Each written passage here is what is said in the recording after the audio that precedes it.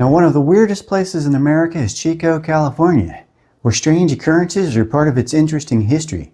And when someone says look up in the sky, it ain't Superman.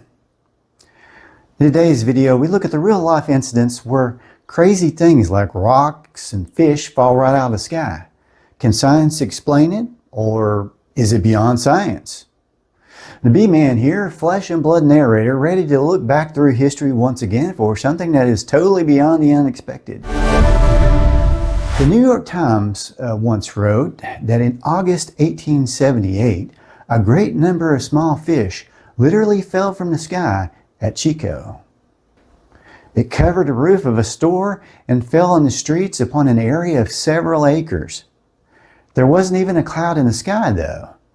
Now, can you imagine just for a second that you're just enjoying a walk in the park, perhaps, with your wife on a beautiful sunny day, and then suddenly it starts raining fish. You look up and you get hit in the face with a sardine, right in the face. Now, what is the first thought that comes to your mind? Maybe aliens are playing a practical joke?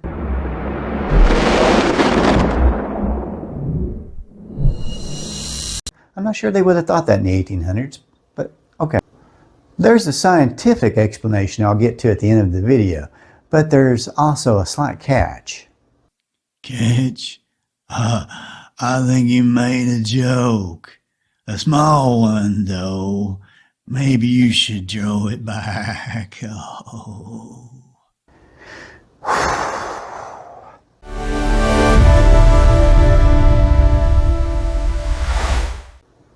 In March 1885, the Monthly Weather Review reported that a large object weighing several tons and said to defy analysis fell from the sky on Chico, California.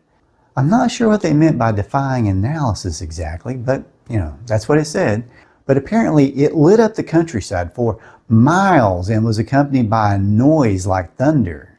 The object's length was a little over 30 feet with a diameter about 2 feet, slate colored, and was slightly shaped like a pyramid. Estimated weight, several tons. Kind of sounds like some kind of alien like Superman or something landed in the 1800s. But of course that's a comic book explanation. The most famous incident was way back in 1921 to 1922, where warm rocks, said not to be meteors, literally fell from the sky, seemingly out of nowhere for months, not just once. These incidents were portrayed on the 1960s TV series One Step Beyond on the episode Where Are They? They are. They're falling from an empty sky. They're floating. Some of the rocks were said to show signs of cementation, where two different kinds of rocks were cemented together, which if true ruled out space as their origin. The rocks targeted the roofs of two adjoining warehouses owned by J.H. Priel and Clarence Charge near Orange Street in Chico, but rocks did occasionally fall elsewhere.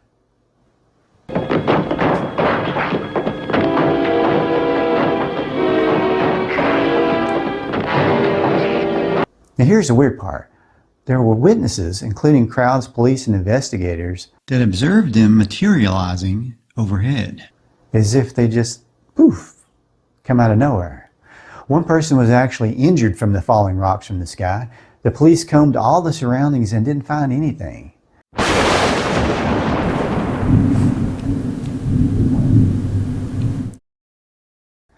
Theories and findings at the end, so don't go anywhere, or you'll be wondering about this for the rest of your life, or at least until tomorrow.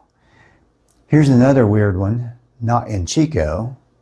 During a heavy snowstorm in the Alps in March of 1922, thousands of exotic insects resembling spiders, caterpillars, and huge ants fell on the slopes and quickly died.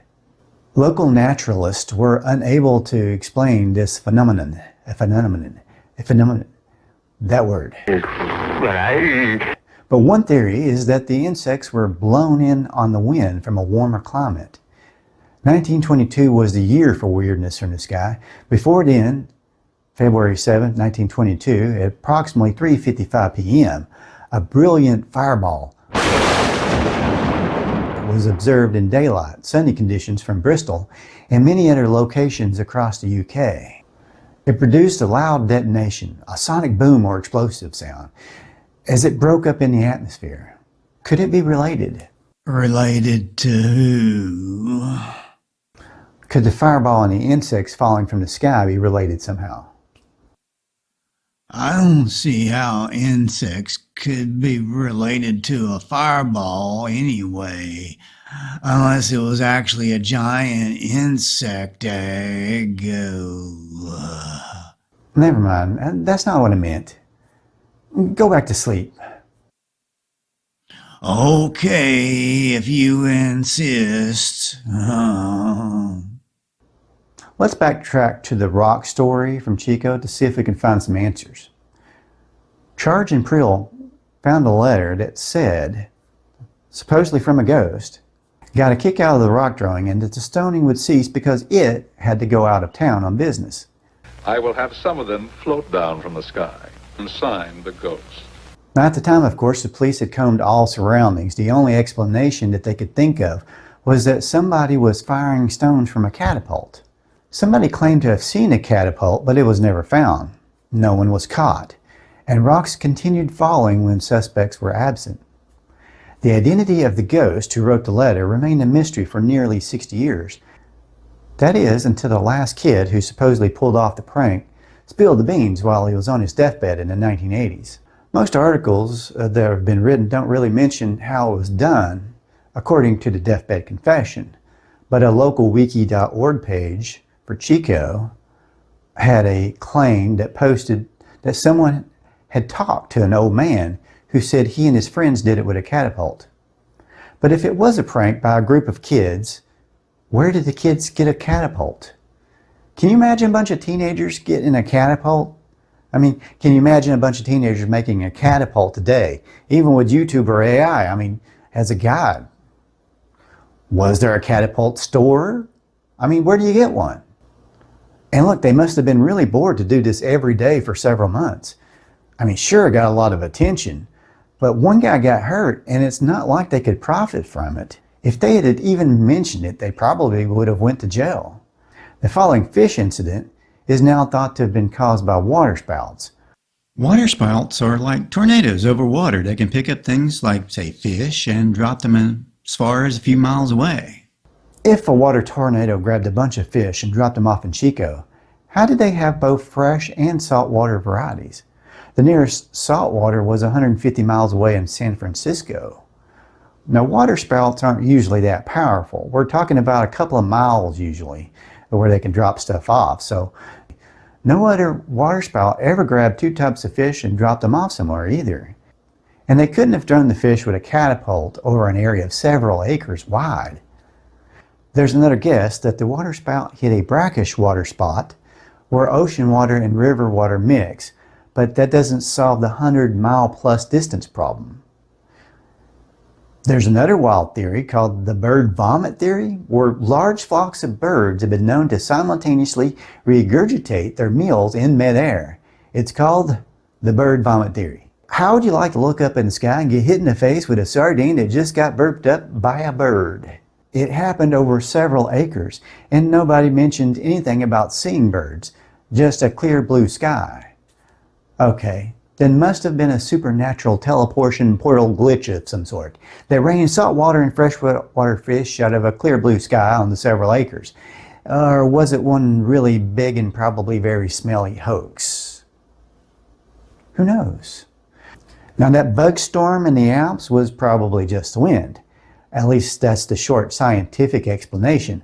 A warm weather system with high winds picked up a bunch of bugs and dropped them off. The freezing air of the Alps obviously froze the bugs. Not everybody is happy with this explanation, but not everybody wants to jump to paranormal conclusions. But could it be a glitch in the parallel world? I'm just saying. Or perhaps it's just that scientists, try as they might, just don't know everything there is to know about God's creation, and maybe they'll never know. Well, that's it for today's video. Thanks so much for watching. Please subscribe, hit like, comment. This is a new channel. I really need help. I'm experimenting a little bit here and there. You know, I got my crazy alien guy. I've got my talking cat sometimes. That crazy cat. Hey man, you're messing up my green screen. Get out of there. Anyway, Let me know what you think. It's really helpful. Give me your ideas and your thoughts. So thanks for watching. Come back again, y'all, and have a great day.